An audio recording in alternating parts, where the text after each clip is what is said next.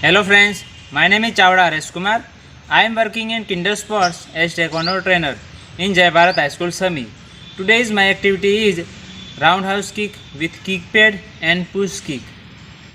तो कोई भी वर्कआउट करने से पहले वार्म अप करना बहुत ही ज़रूरी होता है, क्योंकि वार्म अप करने से हमारी बॉडी का टेम्परेचर हाई होता है और इससे हमारी बॉडी गर्म हो जाती है। तो वर्कआउट के दौरान हमें इंजरी के चांसेस कम रहते हैं। तो कोई भी वर्कआउट से पहले वार्म अप बहुत ही ज़रूरी होता है। तो अब हम देखेंगे round house kick. Round house kick किस तरह से मारते हैं, उसकी क्या पोजीशन होनी चाहिए और एंकल की क्या पोजीशन होनी चाहिए, तो वो मैं आपको डेमो करके बताऊंगा कि किस तरह से हम राउंड हाउस किक मारते हैं, उसकी एंकल की स्थिति क्या होनी चाहिए।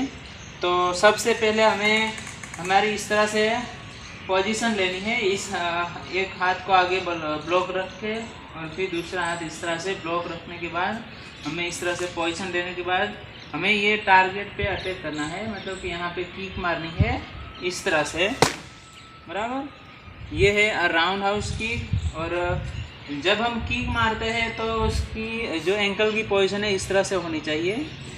इस तरह से मारें तो हमें इस तरह से मारना है, यानी कि ये जो भाग है हमारा वो इस तरह से होना चाहिए। ओके,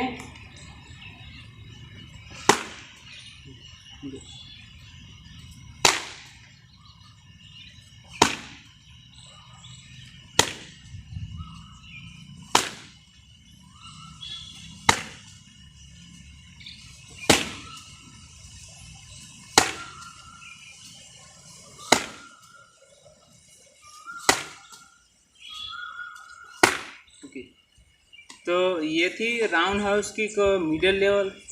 अब हम देखेंगे हाई लेवल यानी कि फेस लेवल।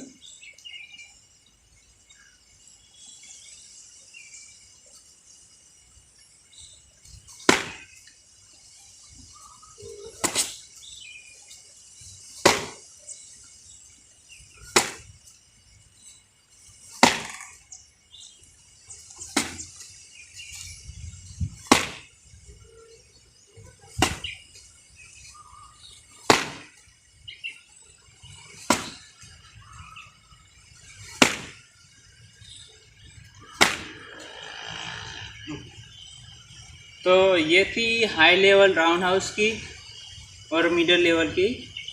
ये किक मारने से अगर हम ये किक मिडिल मारते हैं इस तरह से, ये यानी कि चेस्ट लेवल पे यहाँ पे, तो हमें डायरेक्ट 2 पॉइंट मिलते हैं। और अगर इस तरफ से हम फेस लेवल पे मारते हैं डायरेक्ट यानी कि फेस, तो हमें डायरेक्ट 3 पॉइंट मिलते हैं। तो ये थी राउंड हाउस किक और इसकी पॉइंट की जो सिस्टम है, कहाँ पे मारने से कितने पॉइंट मिलते हैं। अब हम देखेंगे पुश किक। तो पुश किक किस तरह से मारते हैं, उसकी क्या पोजीशन होनी चाहिए और हमें किस तरह से स्टेप लेके मारना है, तो वो मैं एक आपको डेमो करके बताऊंगा। तो ये है टारगेट पेड, तो इसके ऊपर मैं आपको पुश किक दिखाऊंगा। तो सबसे पहले हमें सेम पोजीशन लेनी है और इस तरह से किक मारनी है। फिर से इस तरह से पोजीशन और इस तरह से किक। याद रहे जब हम किक मारते हैं तो ये पैर को इस तरह से उठाना है, फिर इस तरह से हमें पुश करना है आगे की ओर और एंकल की पोजीशन इस तरह होनी चाहिए, फिर इस तरह से किक मारनी। ओके,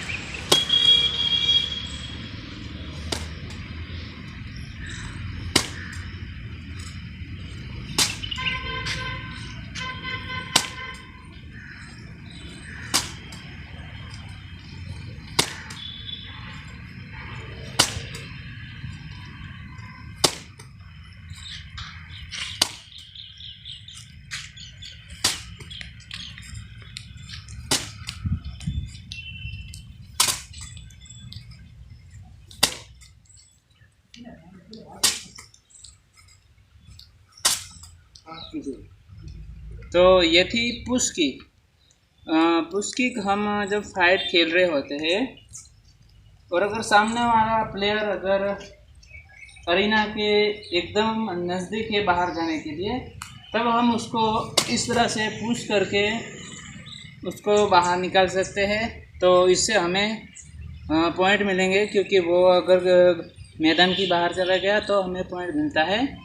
और ये किक मारने से हम सिर्फ डिफेंस कर सकते हैं और इसका कोई पॉइंट नहीं होता है। लास्ट में हम कूल डाउन देखेंगे। कूल डाउन करना बहुत ही ज़रूरी होता है, क्योंकि कूल डाउन करने से हमारी बॉडी एकदम रिलैक्स हो जाती है पहले के जैसी। तो कोई भी वर्कआउट ख़त्म होने के बाद लास्ट में हमें कूल डाउन करना ज़रूरी होता है।